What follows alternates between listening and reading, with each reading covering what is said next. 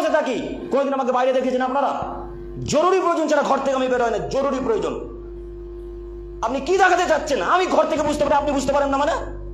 ওটা আপনার ছেলে, রাত্রি 12টা 1টার সময় আপনার ছেলে বাড়িতে প্রবেশ করে, আপনি বলতে পারেন না রহমান মদ পান করেছো, যাও না ভেঙে দেবো বেটা, যাও বেরিয়ে যা বাড়ি থেকে, বলতে পারলেন না? কিসের বাপ আপনি?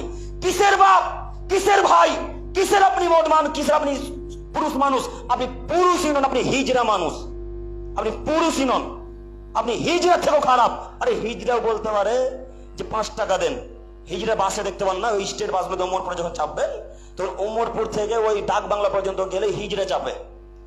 কেউ চাপে ওমরপুরে, কেউ চাপে আপনার ওই অজগর পাড়ায়, এই রাস্তাতে তারা চাপে, তারা টাকা চাইতে পারে। তো আপনি কি হিজড়ার থেকেও খারাপ? বেটাকে বলতে পারলেন না বেটা মদ পান করেছেন, মাটিতে তো পাকে চুরমার করে বলতে পারলেন না কেন? আপনি আজকে থেকে বলে দেন আমি হিন্দুর বাচ্চা, জিন্দেগিতে আপনাকে বলবো না যে কেন আব্দুল করিম মদ পান করছে। আপনি আজ